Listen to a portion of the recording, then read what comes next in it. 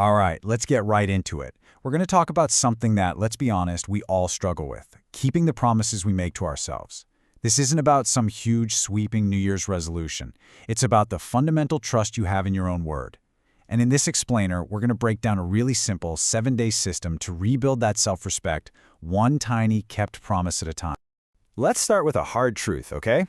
Every time you say, "I'll do it tomorrow," and then tomorrow comes and goes, you're doing more than just procrastinating. You're actually training your brain. You're teaching it bit by bit that your own word doesn't mean anything, that your commitments are worthless. And over time, that just eats away at your self-respect from the inside out. So the big question is how we fix this, right? How do you actually start to rebuild that trust and make your own word mean something again? Well, the answer isn't just to try harder. It's not about some magical burst of willpower. It's about having a system, a protocol. First, we got to understand the trap we keep falling into.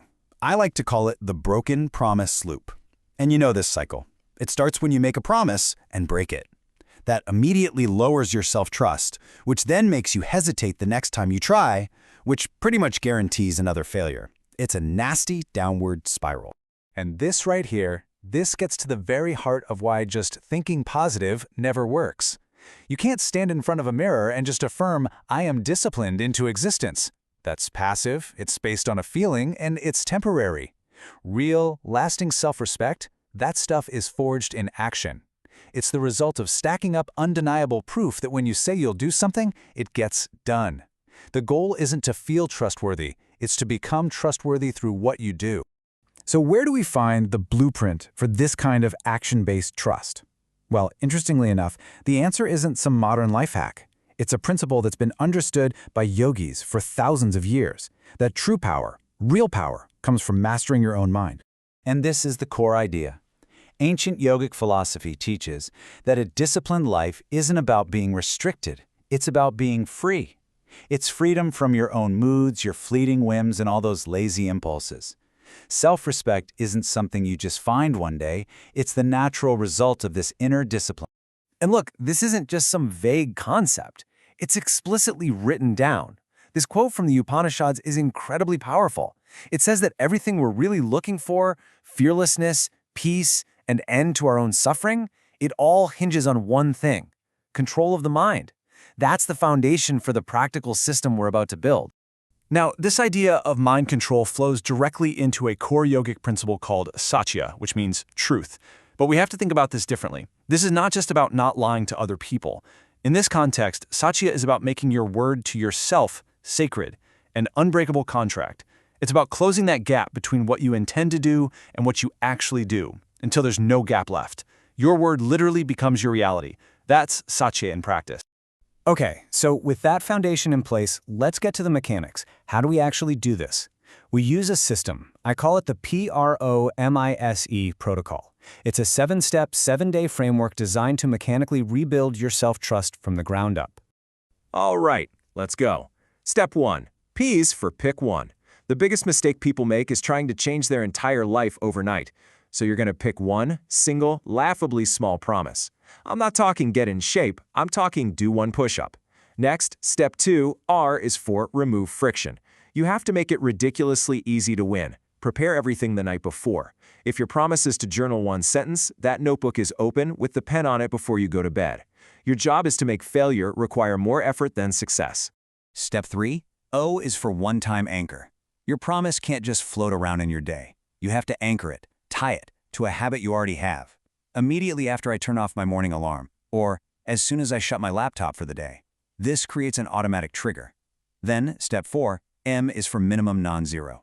This is your safety net. You define the absolute bare minimum, stupidly easy version of your promise. If your goal is a 20-minute walk, the minimum is just putting on your shoes and walking to the end of the driveway. On your absolute worst, sickest day, you do the minimum. The rule is simple. You never score a 0. Now for the most critical part. Step 5. I is for immediate action. The moment your anchor happens, the alarm goes off, the laptop closes, you have 60 seconds to move. No thinking, no debating, no negotiating with yourself. You just move. This completely shuts down that part of your brain that loves to make excuses. And step 6, S, is for scoreboard. Get a real physical calendar and a big marker. Every day you succeed, you draw a big X. This is not just for show, this is for your brain. You are creating a visual chain of undeniable proof. It's a scoreboard of your own integrity, and the cynical part of your brain just can't argue it. And finally, we have step 7, E for evaluate. And listen closely. For 7 straight days, the task does not change. No matter how easy it feels, you stick to the plan. Only after you have a chain of 7 of those beautiful X's have you earned the right to ask, okay, can I increase this just a little bit? Maybe 1 push-up becomes 2? You grow from a foundation of proven success, not from wishful thinking. Okay, so now you have the system. But, life happens. What do you do when you're tired, or sick, or you just plain mess up? For that, we need an anti-relapse protocol. The most common trap by far is the perfectionist mindset. You miss one day and you think, well, that's it, it's ruined. I'll just start over again next week. No. The rule is brutally simple. You are not allowed to miss twice in a row. If you miss Monday, it is absolutely non-negotiable that you complete at least the minimum non-zero version on Tuesday. 1 missed day is an accident, 2 is the beginning of a new bad habit. We don't allow that here. The second trap is your own ego. It's that little voice in your head that says, this is pointless. 1 push-up does nothing. You have to remember the real goal. You are not trying to get a 6-pack in 7 days. You are practicing the skill of being someone whose word is law. You are literally forging a new identity. That is the entire point. The tiny habit is just the gym where you train the muscle of self-trust. So we've diagnosed the problem, we've found our anchor in ancient wisdom, and we've built a step-by-step protocol to fix it.